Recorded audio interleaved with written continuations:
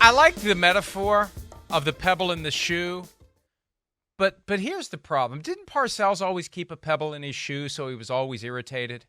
Maybe Tomlin. I think I heard somewhere that Parcells used to keep a pebble in his shoe.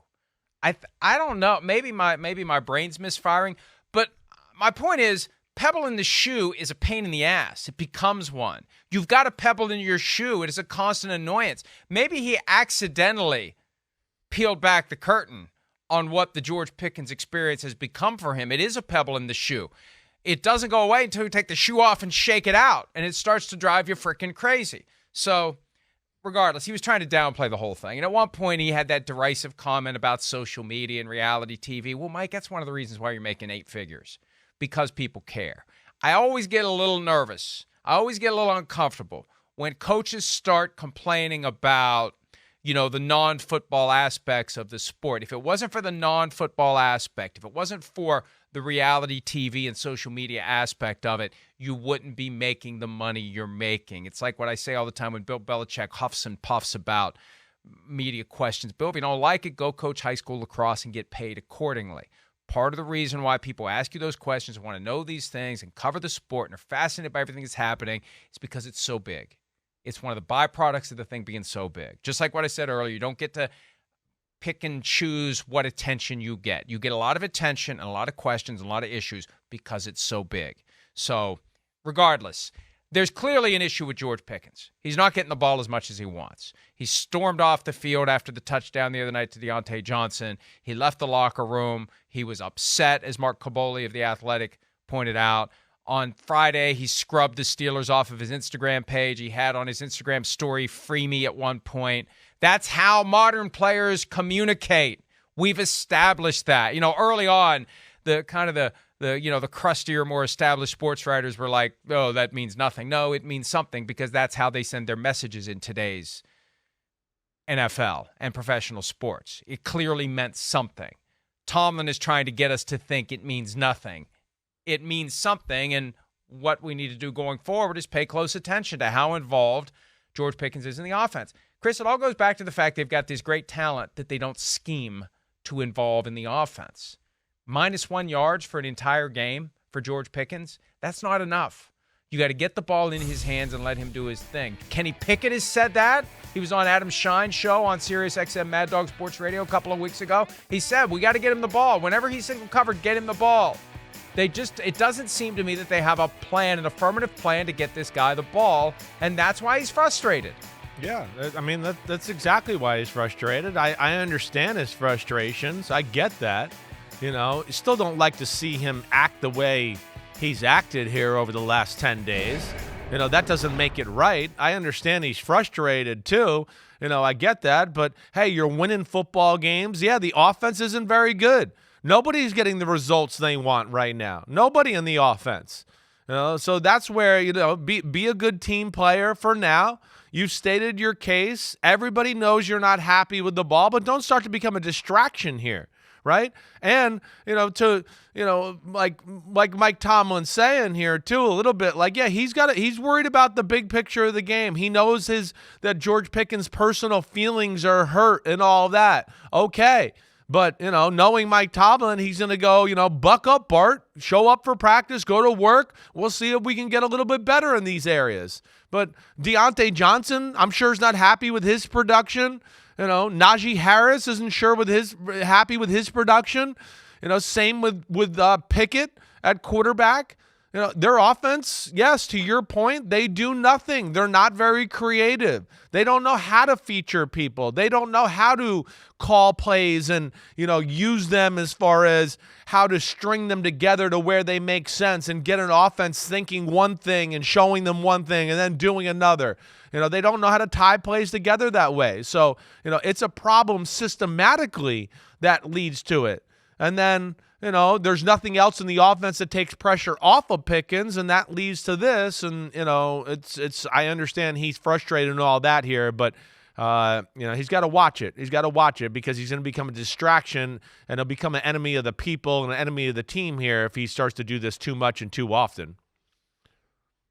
And look, the reality is Mike Tomlin has shown that he has a mastery of getting through to a player who might otherwise be inclined to be difficult. One of the reasons he's so well respected around the league, coaches who have inherited former Steelers players completely unaware that the player might be a total pain in the ass because Tomlin was able to keep that player in line with his better angels while he was with the Steelers. Antonio Brown is the most obvious example. There have been others that when they leave Pittsburgh, it's like, what the hell? We didn't know this guy was like this. Mike Tomlin, my goodness. How in the world do you keep that from becoming a thing? And what he's trying to do is keep George Pickens from becoming a thing. And the fact, Chris, maybe this is why he was salty yesterday.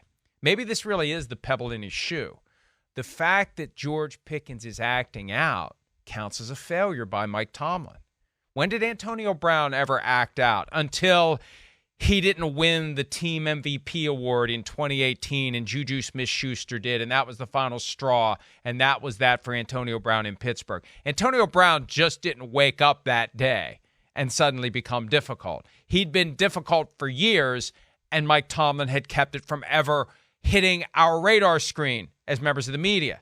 The mere fact that George Pickens' discontent has landed clearly with a thud on the media radar screen is a failure by Tomlin, because Tomlin typically finds a way to neutralize and control before that ever happens. That's the real story here, I think. The mere fact that it happened, the mere fact that Pickens' frustrations boiled over is a sign that Tomlin doesn't have control over this one the way that he was able to control others, including but not limited to Antonio Brown. Well, I'm sure there's that bothers Mike Tomlin to a degree. And again, they're a team that, kind of built on that renegade nature, right? Where, he wants to make them renegades, but also buy into team, and he's a master at doing that. But he's got one here that's being a little too renegade-ish and starting to spout off on social media and complain about targets and all of that. And, I'm sure that bothers him. But bothers him to the point of like, wait, I still got to worry about the team. I've had other receivers here before who've complained about the football and want the football more, and I do all that. Quite recently being Chase Claypool, right? Oh, and now he's not even relevant right now in the NFL, and doesn't seem like he can get it on the field on a consistent basis in Miami. So that's where be careful. George Pickens, this is the team that drafted you when you didn't really play your senior year at college. And they took a second-round pick on you, where I think a lot of teams were scared to even draft you in the second round, even though people saw your talent. So, that's where I'd like George Pickens to just keep the big picture in mind there, understand the frustrations. I get that. But the offense, it's a systematical issue throughout there. And, no running game to really help it, to help him, help Pickett. Pickett's not a superstar type of quarterback that's just going to be able to throw lasers and launch bombs all over the field and scramble and set up and make plays that way. So he's not going to be able to take over the game that way. They need a system. They need a system, especially with that quarterback. And right now that's not being delivered to Pickett in that offense with Matt Canada. It is amazing to me how Steelers fans constantly have like a tracking beam, who they're looking for to vilify. It was Matt Canada.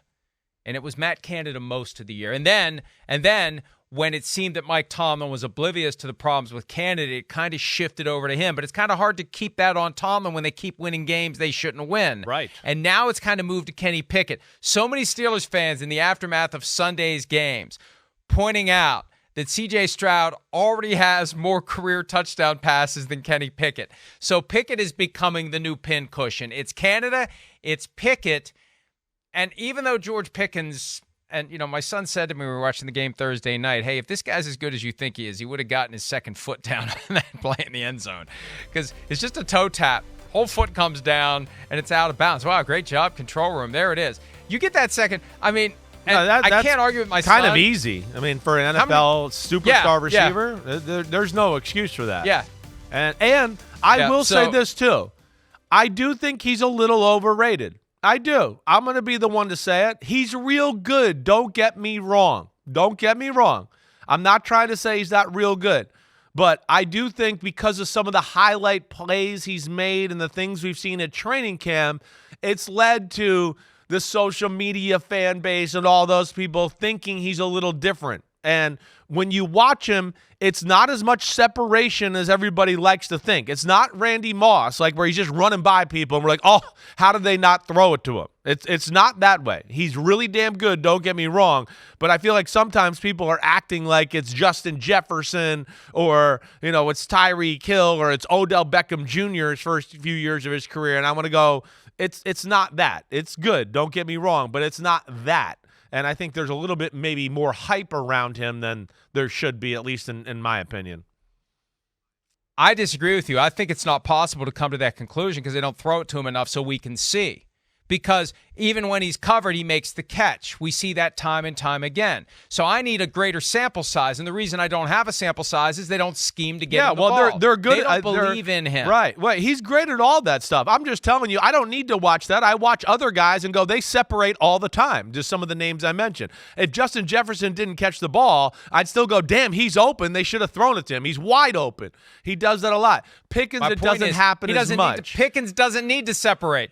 Pickens doesn't need to separate. If he's covered one-on-one, he doesn't need to separate. Just throw it to him and he'll go get it. He's shown us that. Yeah, no, I hear you. Chance. I hear you. I get you. Like, we see these great highlight plays. Yeah. It's like the only time they throw him the ball is the highlight play. Yeah, if they were throwing it to him all the time and there's one highlight play out of 20, okay. But it's like every time they throw him the ball, he does something with it, except on the one where he doesn't get his foot in bounds, which is kind of counter to my point. By the way.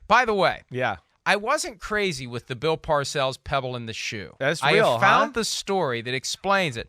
After the 1983 season, his first as head coach of the Giants, when they went 3-12-1, and remember there was talk that they were going to bring in Howard Schnellenberger and get rid of Parcells after 1 year. Yeah. George Young was talking about bringing Howard Schnellenberger from Miami and dumping Parcells after 1 year.